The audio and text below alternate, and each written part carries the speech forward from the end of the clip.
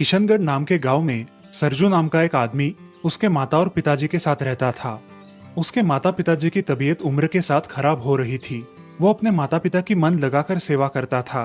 सरजू को जानवरों से बड़ा लगाव था, इसलिए उसके घर में बहुत सारे पालतू जानवर भी थे। वो उन सबकी अच्छे से देखभाल किया करता था। ऐसे ही एक दिन गांव से जाते समय उसे एक कुत्ते का पिल्ला जख्मी हालत में दिखाई दिया। अरे, ये कुत्ता तो जख्मी है, इसे घर लेकर जाता हूँ। सरजू उस कुत्ते के पिल्ले को घर लेकर आया, उसका इलाज करवाया, उसके पैरों पे मलम पट्टी करवाई। बेटा सूरज, तुम ऐसे दुखी और बेसहारा प्राणियों की मदद करते हो, ये बड़ा पुण्य का काम है। तुम बहुत अच्छा काम कर रहे हो। माँ, ये पशु पक्षी मुझसे तकलीफ में देखे नहीं जाते, इसीलिए मैं इनकी मदद करता हूँ। अच्छा विचार है बेटा तुम्हारा। भगवान तुम्हारी हमेशा मदद करेगा। अगले दिन सरजू गांव से जा रहा था। उसने देखा कि एक जगह बहुत सारी भीड़ इकट्ठा हो गई है। सरजू वहां गया। अरे, क्या हुआ है? तुम लोग लाठियां लेकर क्यों आए हो? अरे कुछ नहीं भाई, यहाँ एक बड़ा सांप निकला है, उसे मारने के लिए यहाँ भीड़ जमा हुई है। अरे रुको रुको, इस सांप को क्यों मार रहे हो? इसने क्या किया है? पागल हो क्या? सांप कितना जहरीला होता है पता है तुम्हें? आपको पता है, सांप बेवजह कभी किसी पर हमला नहीं करता। अगर उसे लगा कि किसी से खतरा है तभी वो काटता है। ये सांप आपको कोई नुकसान नहीं पहुंचाएगा। अरे चलो चलो, इसकी बातें क्या सुनते हो, मारो इस सांप को। सारे लोग उसे मारने के लिए तैयार हो गए, लेकिन तभी सरजू बीच में पड़ गया और बोला, आप कृपा करके इसे मत मारिए, मैं इसे लेकर जाता हूँ, आपको कोई तकलीफ नहीं होगी। सरजू ने उस सांप को पकड़कर एक टोकरी में डाला और उसे एक घने जंगल में लेकर गया।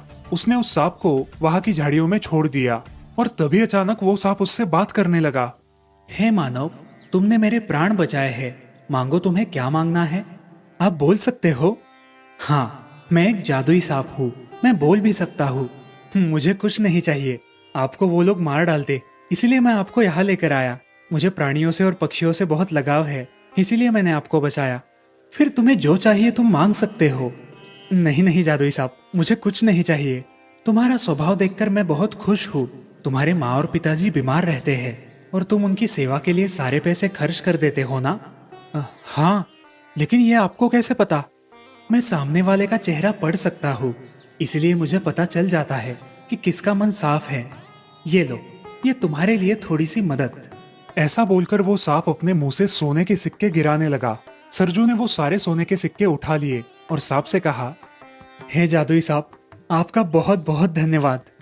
अगर तुम्हें और पैसों की जरूरत लगे तो यहाँ आकर मुझे आवाज दे देना। सरजू खुशी खुशी वो सारे सिक्के लेकर वहां से निकल पड़ा। गांव में आकर वो सिक्के बेचने के लिए वो एक सोनार की दुकान में गया। अरे सरजू, ये इतना खरा सोना कहाँ से लाए हो तुम? वो बात मैं आपको नहीं बता सकता, आप सिर्फ ये सिक्के लो और मुझे पैसे दे दो। सरजू सोनार से पैसे लेकर घर के लिए निकल पड़ा, लेकिन वो सोनार बड़ा चालाक था। उसे सरजू पर शक हो गया था, इसलिए वो उसका पीछा करने लगा। पीछा करते करते उसके घर तक पहुंच गया। सरजू ने घर जाकर सारी बातें अपने माँ बाप को बताना शुरू किया।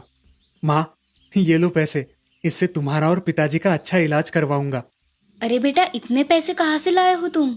सरजू ने अपने माँ बाप को सारी कहानी बता दी और ये सब उनके घर के बाहर खड़ा सोनार सुन रहा था। वो मन ही मन सोचता है, अच्छा तो आज वो बाजार में निकला हुआ बड़ा सांप जादुई सांप था। चलो अब मैं भी अपना मुनाफा कर लेता हूँ। अब सोनार एक पंछी खरीद लेता है और उसे लेकर जंगल में जाता है। जंगल में जाने के बाद, भाई यहाँ इस गांव में कैसे कैसे लोग भरे पड़े हैं। अब तो पंछियों को भी नहीं छोड़ते। कल उस बेचारे सांप को मार रहे थे और आज इस पंछी को पकड़कर बेचना चाहते थे। क्या विचार है इन लोगों के। जाओ पंछी, आज से तुम आजाद हो। सोनार की ये बातें सांप ने सुन ली और वो झाड़ियों से बाहर आया। तुम कौन हो मानव, और यहाँ क्यों आए हो? मैं यहाँ इस पंछी को छोड़ने आया था। तुम्हारा मन कितना साफ है, बताओ क्या समस्या है तुम्हें मानव? हे जादुई सांप, मुझे तो समस्या ही समस्या है। मेरे माँ बाप को दिल की बीमारी है, मेरी पत्नी को किडनी की बीमारी है और मेरे बच्चों को डायबिटीज है।